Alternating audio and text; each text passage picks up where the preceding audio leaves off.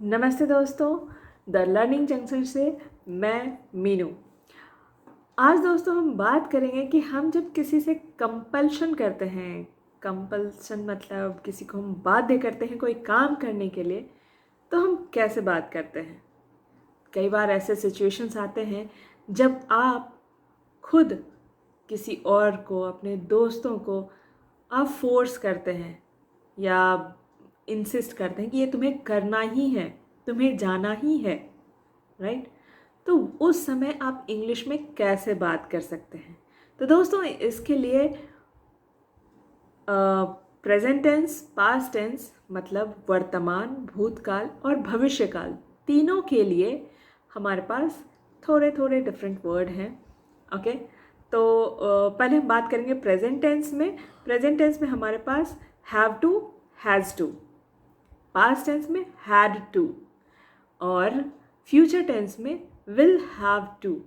तो दोस्तों ये डिफरेंट डिफरेंट जो टेंसेस हैं या डिफरेंट डिफरेंट हमारा जो काल है जिसको हम बोलते हैं, तो उसमें यूज़ करने वाले ये वर्ड हैं। तो आइए हम एक एक करके एक एक वर्ड के बारे में जानते हैं, उसको कैसे यूज़ कर सकते हैं इजीली हम अपनी डे टू डे लाइफ में, और इंग्लिश को हम कैसे इजी बना सकते हैं हिंदी के मदद से। आइए हम उसको आगे देखते हैं।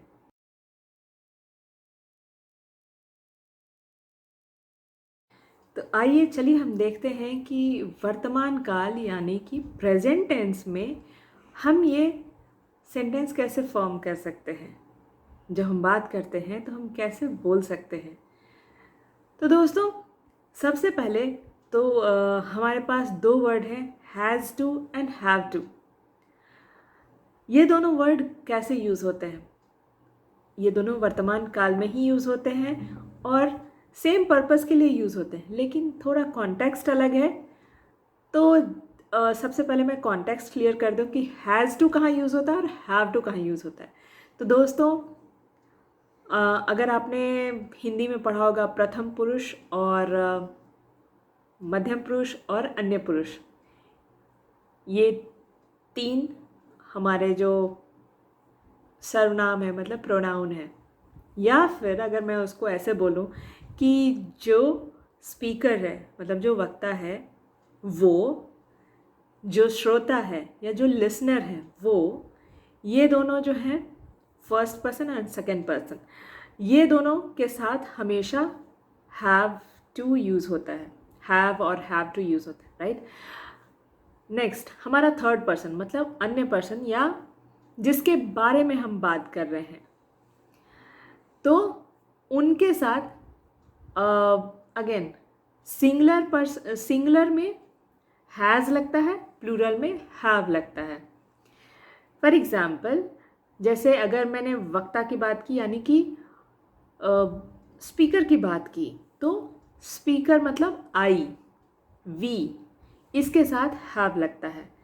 अब मैंने बात की श्रोता की, श्रोता मतलब यू, आप मुझे सुन रहे हो, राइट, यू, आप हुए श्रोता, लिसनर, तो इनके साथ भी हैव लगेगा। अब बात किया मैंने थर्ड पर्सन मतलब जिनके बारे में हम बात कर रहे हैं, जिनके बारे में हम किन के बारे में बात कर रहे हैं, ही, शी, इट, दे, वो, ये, मतलब हम किसी और के बारे में बात कर रहे हैं। जैसे मैं आपसे बात कर रही हूँ कि महात्मा गांधी ने ये किया था, तो वो थर्ड पर्सन हो गए, उनके कॉन्टेक्स्ट में बात कर रहे हैं, हम आप अपनी बात नहीं कर रहे हैं, तो उस तरह से वो थर्ड पर्सन हो गए।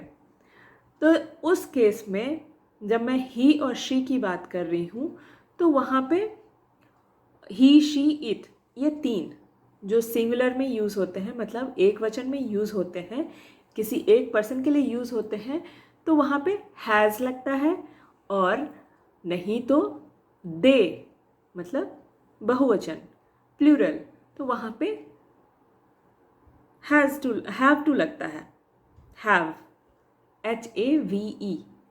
ठीक है, तो ये क्लियर हो गया कि हम हैज़ कहाँ यूज़ करेंगे और हैव कहाँ यूज़ करेंगे। चलिए कुछ एग्जाम्पल में भी हम देखेंगे जब हम ये सेंटेंस फ्रेम करते हैं कि किसी को हम कैसे फोर्स कर सकते हैं या बाध्य कर सकते हैं कोई काम करने के लिए, तो उसमें हम हैज़ और हैव के यूसेस भी देख लेंगे। ठीक है, तुम्हें वहाँ जाना ही है। You have to go there. You have to go there. तुम्हें वहाँ जाना ही है। मुझे उसका इंतज़ार करना है जब तक वो नहीं आता। I have to wait here until he comes. I have to wait here until he comes. ठीक है? You have to go there. तुम्हें वहाँ जाना ही है। नेक्स्ट, ही के साथ अगर बात करते हैं, हमने स्पीकर की बात कर ली, आई की बात कर ली, वी के बारे में भी चलिए बात कर लेते हैं। हमें मैच देखने जाना ही है। We have to go to watch match, right? We have to go to watch match. Next, अगर हम किसी और के बारे में बात कर रहे हैं, उसे वो काम करना ही है। He has to finish that work. He has to finish that work. उसे वो काम करना ही है। She has to come here. उसे यहाँ आना ही है। She has to come here. उसे डॉक्टर के पास जाना ही है। She has to go to the doctor. Right? अब अगर हम इसे प्लूरल में बोलेंगे, उन्हें मतलब बहुत सारे लोगों को, उन्हें फुटबॉल खेलना ही है। They have to play football. They have to play football. तो दोस्तों, आपने देखा कि किस तरह हमने हैज़ टू और हैव टू का यूज़ करके ऑब्लिगेशन या बाध्य करना या फोर्स करते हुए हमने सेंटेंसेस बनाए हैं।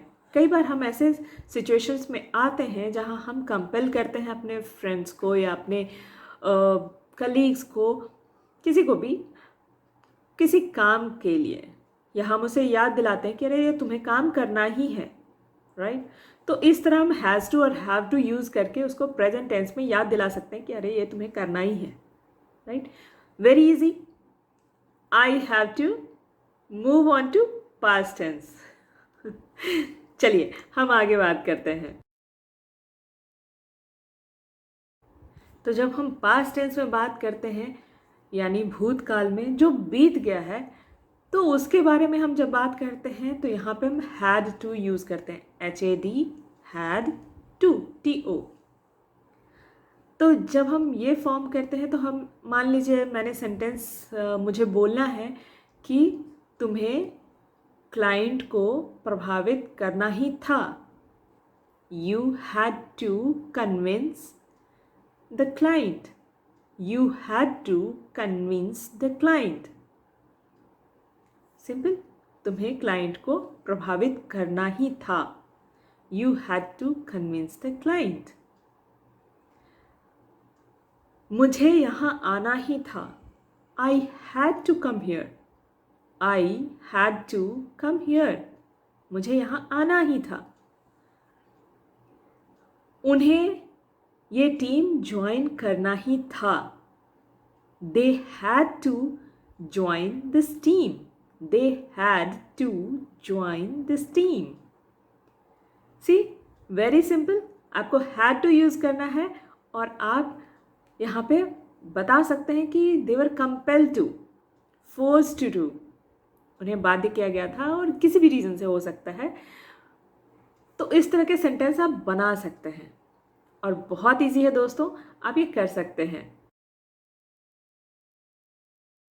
तो आइए चलिए हम बात करते हैं कि फ्यूचर टेंस में, यानी कि भविष्य काल में हम इसका कैसे यूज़ कर सकते हैं। तुम्हें यह काम करना ही होगा। You will have to do this work.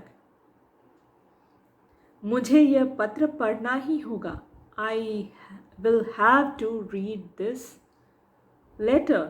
I will have to read this letter. Right. करना ही होगा, फ्यूचर टेंस में करना ही है नहीं, प्रेजेंट टेंस में करना ही है, लेकिन फ्यूचर में आपको करना ही होगा। They have to, they will have to join us, उन्हें हमें ज्वाइन करना ही होगा। They will have to join us, right. Will have to, future tense में विल हैव टू। बहुत ही सिंपल है दोस्तों।